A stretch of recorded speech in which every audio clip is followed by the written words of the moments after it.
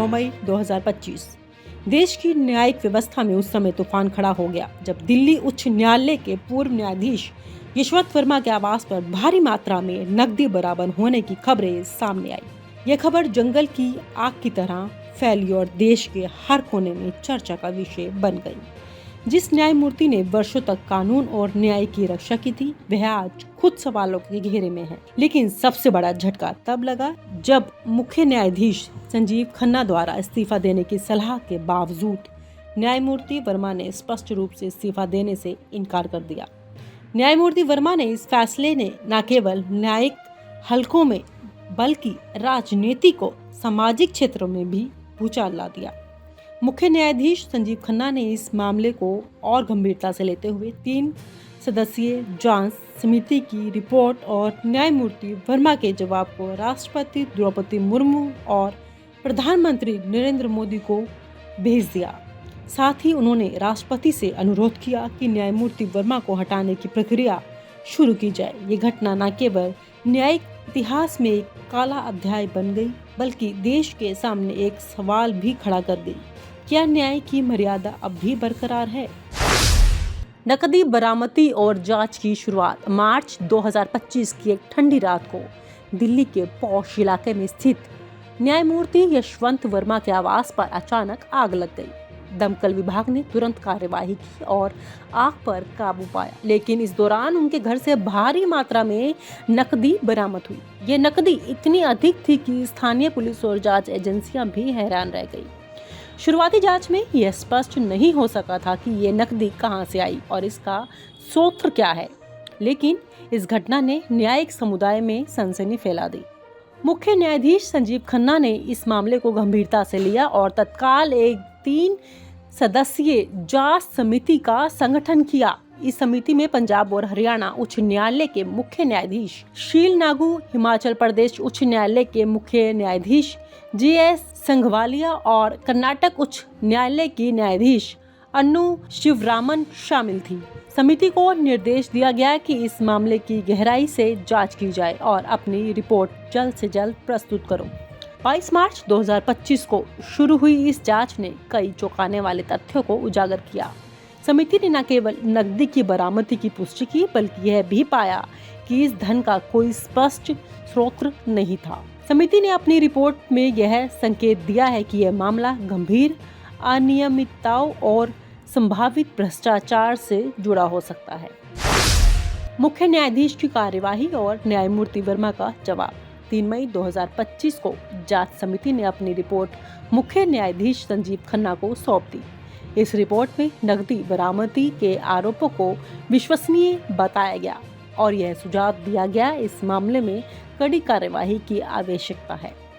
मुख्य न्यायाधीश ने इस रिपोर्ट को गंभीरता से लिया और 4 मई को न्यायमूर्ति यशवंत वर्मा को पत्र लिखकर उन्हें इसकी एक प्रति भेजी। पत्र में उन्होंने यह भी उल्लेख किया कि इस स्थिति से उनके लिए सबसे सम्मानजनक रास्ता यह होगा कि वह स्वेच्छा से इस्तीफा दे दे, लेकिन न्यायमूर्ति वर्मा ने इस सुझाव को ठुकरा दिया।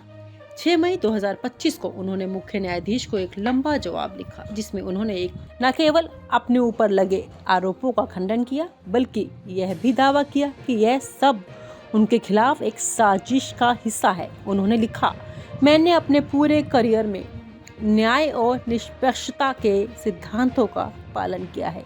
मेरे खिलाफ लगाए गए ये आरोप निराधार हैं और मेरी प्रतिष्ठा को घूमिल करने का प्रयास है। मैं इस्तीफा नहीं दूंगा क्योंकि यह मेरे आत्मसम्मान और मेरे द्वारा किए गए कार्यों के खिलाफ होगा। न्यायमूर्ति वर्मा के इस जवाब ने स्थिति को और जटिल कर दिया। मुख्य न्यायाधीश खन्ना को, जो पहले से ही इस मामले को लेकर चिंतित थे, अब और सख्त रुख अपनाने को मजबूर हो गए।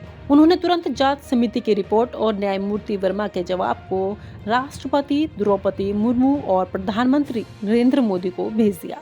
साथ ही उन्होंने राष्ट्रपति से अनुरोध किया कि न्यायमूर्ति वर्मा को उनके पद से हटाने की प्रक्रिया शुरू की जाए। मुख्य न्यायाधीश संजीव खन्ना की प्रतिक्रिया।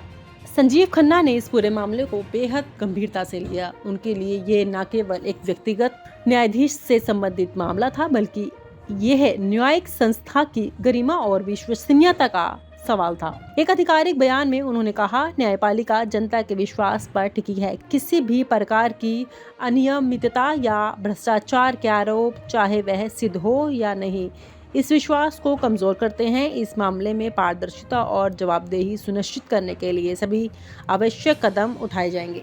मुख्य न्यायाधीश ने यह स्पष्ट किया है कि उन्होंने इस मामले को इन हाउस प्रक्रिया के तहत संभाला है और सभी प्रासंगिक दस्तावेज राष्ट्रपति और प्रधानमंत्री को भेज दिए हैं। उनके इस कदम को कई लोगों ने सराहा, क्योंकि यह दर्शाता है कि वह इस मामले को दबाने के बजाय पूरी तरह से पारदर्शी तरीके से निपटना चाहते हैं। हालांकि कुछ लोगों ने यह भी सवाल उठाया कि क्या न्यायाधीश का यह कदम बहुत जल्दबाजी से उठाया गया। कुछ कानूनी विशेषज्ञों का मानना था कि न्यायमूर्ति वर्मा को और समय दिया जाना चाहिए ताकि वह अपने पक्ष को और स्पष्ट कर सके। लेकिन अधिकांश लोगों का मानना है कि मुख्य न्यायाधीश ने सही कदम उठाया, क्योंकि इस तरह के मामलों में देरी से न्यायपालिका की छवि को और नुकसान हो सकता है। राष्ट्रपति और पीएम की भूमिका। राष्ट्रपति द्रौपदी मुर्मू और प्रधानमंत्री नरेंद्र मोदी को भेजी गई रिपोर्ट ने इस मामले को और ऊंचे स्तर पर पहुंचा दिया। भारत के संविधान के अनुसार किसी उच्च न्यायालय के न्यायाधीश को हटाने की प्रक्रिया केवल संसद के माध्यम से ही शुरू की जा सकती है। इसके लिए संसद के दोनों सदनों में 2/3 बहुमत से प्रस्ताव पारित करना होता है।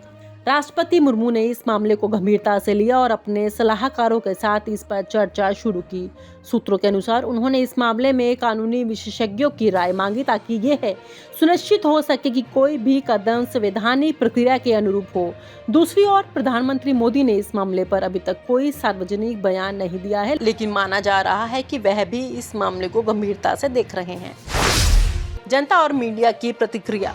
न्यायमूर्ति वर्मा के इस्तीफे न देने के फैसले और मुख्य न्यायाधीश की कार्यवाही ने देश भर में तीखी प्रतिक्रियाएं उत्पन्न की। सोशल मीडिया पर #जस्टिस वर्मा और #CGI खन्ना जैसे हैशटैग ट्रेंड करने लगे। कुछ लोगों ने न्यायमूर्ति वर्मा के फैसले का समर्थन किया और इसे उनकी निष्ठा और साहस का प्रतीक बताया। एक यूजर ने लिखा, अगर वर्मा जी को लगता है कि उनके खिलाफ साजिश हो रही है तो उन्हें इस्तीफा देना चाहिए, उन्हें लड़ना चाहिए और सच को सामने लाना चाहिए। वहीं दूसरी ओर कई लोगों ने इस मामले को न्यायपालिका के लिए शर्मनाक बताया। एक प्रमुख समाचार चैनल ने अपने संपादकीय में लिखा, न्यायपालिका वह स्तंभ है जो देश को नैतिकता और निष्पक्षता का पाठ पढ़ाता है। अगर इसके अपने सदस्य भी संदेह के घेरे में हैं तो यह पूरे सिस्टम पर सवाल उठाता है। मीडिया ने इस मामले को हवा दी। कुछ समाचार पत्रों ने दावा किया कि नकदी बरामदी के पीछे बड़े बड़े व्यापारियों और राजनेताओं का हाथ हो सकता है। हालांकि इन दावों का कोई ठोस सबूत नहीं था, लेकिन इसने जनता के बीच और उत्सुकता पैदा कर दी। न्यायमूर्ति वर्मा का पक्ष। न्यायमूर्ति यशवंत वर्मा ने अपने जवाब में न केवल आरोपों को खारिज किया बल्कि यह भी दावा किया कि उनके खिलाफ यह सब एक सुनियोजित साजिश का हिस्सा है। उन्होंने कहा कि उनके घर में आग लगने की घटना को गलत तरीके से पेश किया गया और नकदी बरामद की कहानी को बढ़ा चढ़ाकर बताया गया। उन्होंने अपने पत्र में लिखा, मैंने हमेशा अपने कर्तव्यों का पालन पूरी ईमानदारी से किया। मेरे कुछ फैसलों ने शक्तिशाली लोगों को नाराज किया और यह कार्रवाई उसी का परिणाम है। मैं इस्तीफा नहीं दूंगा क्योंकि यह उन लोगों की जीत होगी और न्यायपालिका को कमजोर करना चाहते हैं। न्यायमूर्ति वर्मा के इस रुख ने उनके समर्थकों को और प्रोत्साहित किया। उनके कई पुराने सहयोगियों और वकीलों ने सार्वजनिक रूप से उनके समर्थन में बयान दिए। एक सीनियर वकील ने कहा, न्यायमूर्ति वर्मा एक निष्पक्ष और साहसी न्यायाधीश रहे हैं। उनके खिलाफ बिना ठोस सबूत की कार्रवाई करना गलत होगा। आगे की राह। इस मामले में अब एक नया मोड़ ले लिया है। राष्ट्रपति और प्रधानमंत्री को भेजी गई रिपोर्ट के बाद ये देखना होगा कि इस मामले में अगला कदम क्या होगा। अगर संसद में न्यायमूर्ति वर्मा को हटाने का प्रस्ताव लाया गया तो यह एक लंबी और जटिल प्रक्रिया होगी। इसके अलावा यह मामला अदालत में भी जा सकता है, लेकिन न्यायमूर्ति वर्मा ने स्पष्ट कर दिया है कि वह अपने खिलाफ लगे आरोपों को चुनौती देंगे। मुख्य न्यायाधीश संजीव खन्ना के लिए यह एक कठिन समय है। एक और उन्हें न्यायपालिका की गरिमा और विश्वसनीयता को बनाए रखना है और दूसरी ओर उन्हें यह सुनिश्चित करना है कि किसी भी व्यक्ति के साथ अन्याय ना हो। उनके इस कदम ने यह स्पष्ट कर दिया है कि वह अपने इस मामलों को दबाने के बजाय पूरी तरह से पारदर्शी तरीके से निपटना चाहते हैं। न्यायमूर्ति यशवंत वर्मा का इस्तीफा न देने का फैसला और मुख्य न्यायाधीश संजीव खन्ना की कार्रवाई ने देश के सामने कई सवाल खड़े कर दिए हैं। क्या ये मामला वास्तव में भ्रष्टाचार का है या एक साजिश का हिस्सा है? क्या न्यायपालिका इस संकट को उबर पाएगी और अपनी खोई हुई प्रतिष्ठा को वापस पा सकेगी? ये सवाल न केवल न्याय हलकों में बल्कि पूरे देश में गूंज रहे हैं। जैसे जैसे ये मामला आगे बढ़ेगा, ये देखना दिलचस्प होगा कि अंत कैसा होगा। लेकिन एक बात स्पष्ट है, ये घटना भारतीय न्यायपालिका के इतिहास में एक महत्वपूर्ण अध्याय बन चुकी है। और आप हमसे जुड़े रहने के लिए सब्सक्राइब करें YouTube पर, फॉलो करें Twitter पर और लाइक करें Facebook पर। और ज्यादा जानकारी के लिए आपको टाइप करना होगा सिर्फ न्यूज़ नशा।